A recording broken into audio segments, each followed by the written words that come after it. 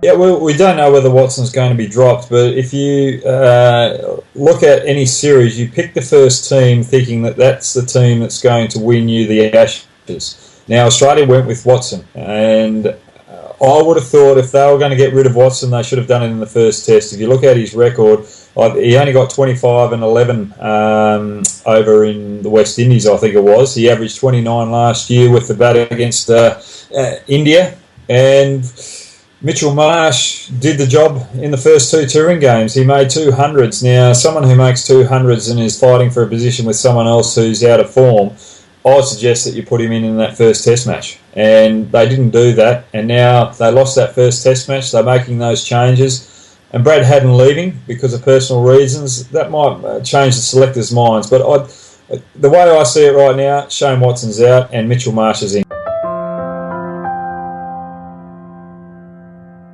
Well, his average is 37. That's very similar to Shane Watson's average, but he's only played 4 test matches. And Shane Watson, I think, has only got 2 wickets in Ashes series over in England with the ball. Mitchell Marsh is averaging 140 with the ball, and he wouldn't be proud of that, but he's only played 4 test matches, and he's learning. I think Mitchell Marsh has got the talent. I think he's going to be a lot better than Sean. Sorry about that, Sean, but they're both mates and both come from WA. And I just think Mitchell Marsh has got a bit more X factor about him than Sean because he bats and bowls, and he can win you a game off his own bat and ball, and he's proved that with West Australia. He's just got to prove that at international level now, and it takes a while for people to perform at international level. Let's look at Steve Waugh. It took him a number of test matches, I think over 20 test matches before he made his first 100, and he became one of the greatest legends of the game. So let's not just jump on the bandwagon and say Mitchell Marsh should do this, should do that, and should be performing at this level. Let's just give him time. And as I said before, he should have been playing in that first test match with the performances of Shane Watson from previous series.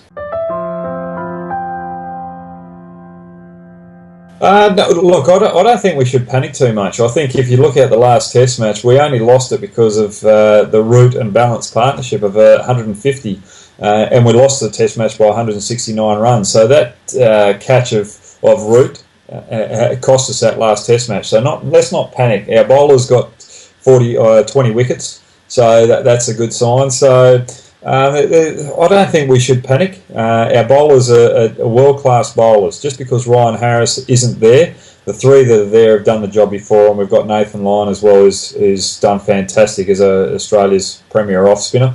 And the only thing that we've probably lacked is Shane Watson not bowling balls. And going back to Shane, I think the reason why he might be missing out this test match is because he might be struggling with injury because he's bowled limited overs over the last 6 months. Peter Neville, I think it's a great selection. And if you look at his first-class record, it's not too much different to Brad Haddin's. He's averaging 44 in first-class arena. That's better than what Brad Haddin is. I think Brad's around about 38.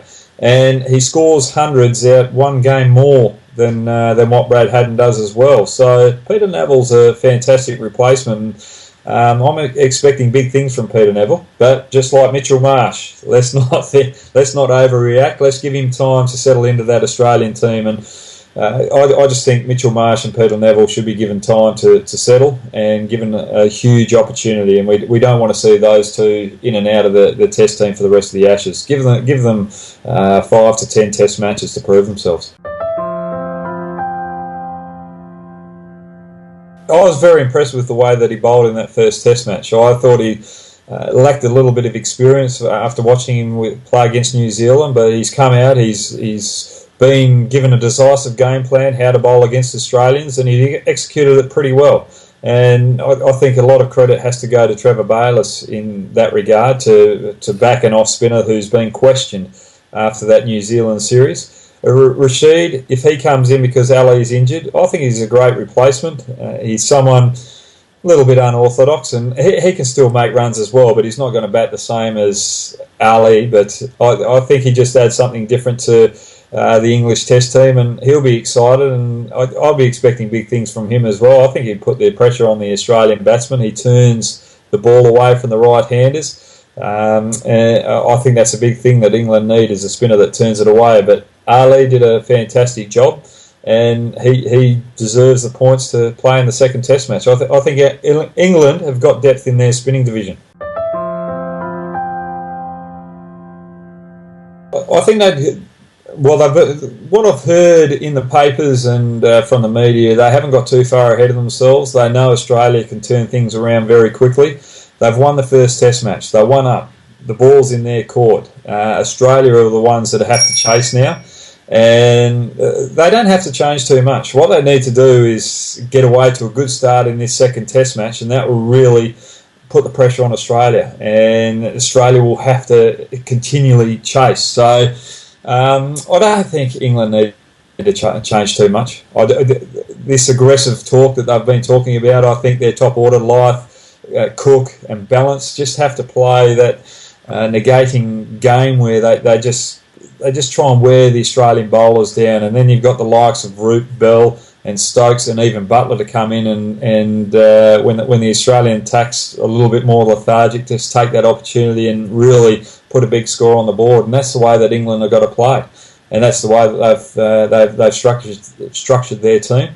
And look, I just love watching Root bat. I just think he's going to be a fantastic player in the future.